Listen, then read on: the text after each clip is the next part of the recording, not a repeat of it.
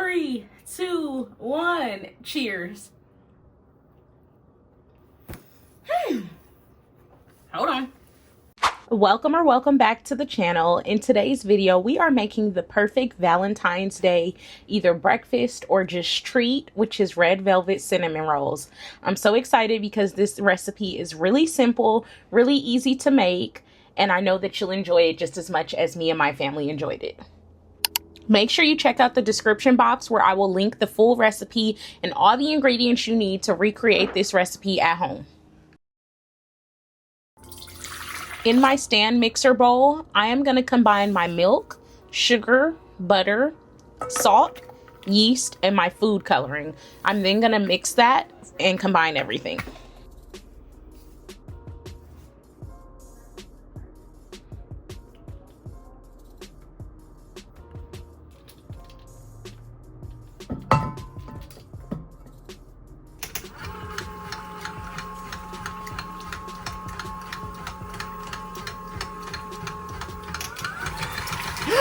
Be sure to keep the speed on low so you don't end up like me getting red mixture everywhere.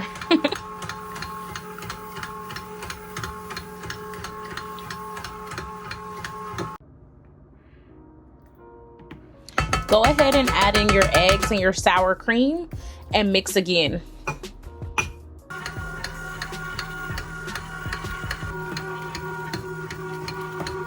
We're gonna go ahead and add in our flour and our cocoa powder. I do like to sift my flour before adding it into the wet ingredients. It just gives you a finer textured flour, which I prefer.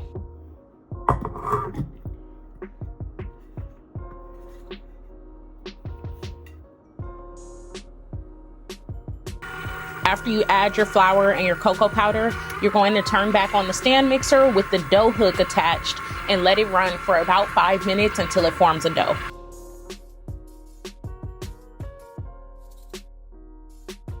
This is what your dough should look like after about 5 minutes of mixing. So there's two types of yeast that you'll traditionally find in the store, and it's active dry yeast and then instant yeast. I used instant yeast, so I really didn't need to allow it time to rise, but I did, which in the end made my dough kind of poofier than it should have been. But if you used active dry yeast, then you would want to put plastic wrap on top of it and let it rise for 1.5 to 2 hours before proceeding. For our filling, you're going to melt your butter and mix in your cinnamon and sugar and put that to the side until it's time to assemble and roll out our dough.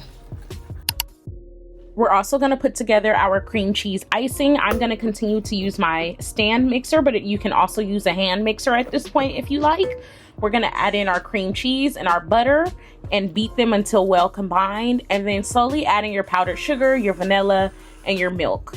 If your icing is too thin, add more sugar, and if it's too thick, add more milk. I truly believe mistakes are one of our greatest teachers, so I just want to show you a couple mistakes I made here that you can take with you when you make these. Number one, you want to flour your surface, but don't over flour it, because if you over flour it, you're going to be left with a lot of flour on the dough. You can't taste it, but it's not visually appealing. Evenly rolling out your dough is extremely important, because when it comes time to roll it, you want it to be the same thickness all around. You also want to cut your rolls the same size. Otherwise, they bake unevenly, and again, it's just not visually appealing, but it doesn't interfere with taste. But those are some things that I learned because I'm still learning how to film and bake, which can get a little chaotic. I got the baking underhand, but when you throw the camera in, things just do get a little crazy. But those are some things I learned along the way.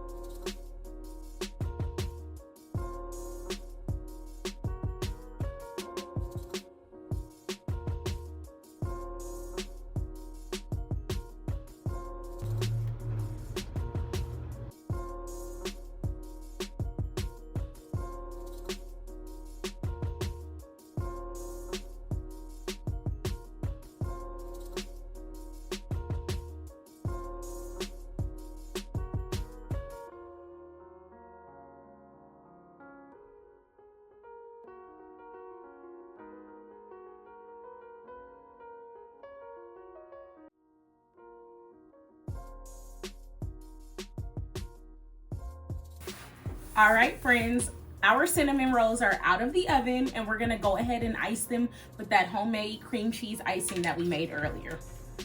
Look at them. And the buns are slightly warm, so that when the icing gets on them, you know, it just melts all on them.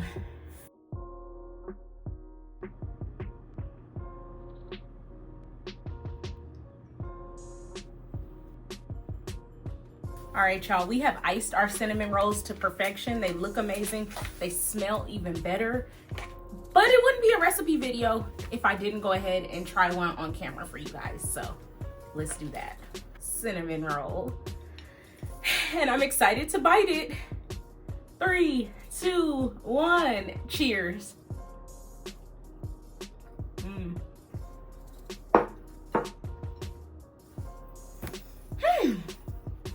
Hold on.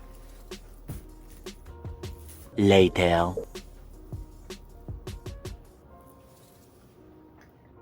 Yeah, that's fire. Let me tell you what makes it so good. It's like the perfect combination of chewiness and moistness with the cinnamon and the cocoa, and then the cream cheese icing just really brings it all together. That's amazing, and it will definitely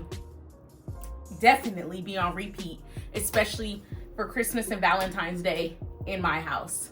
I truly enjoyed making this video for you guys. If you enjoyed it as well, make sure you hit the like button. Make sure you hit the subscribe button. Let me know what recipes you want to see next. And until next time, I'll catch you guys in the next video.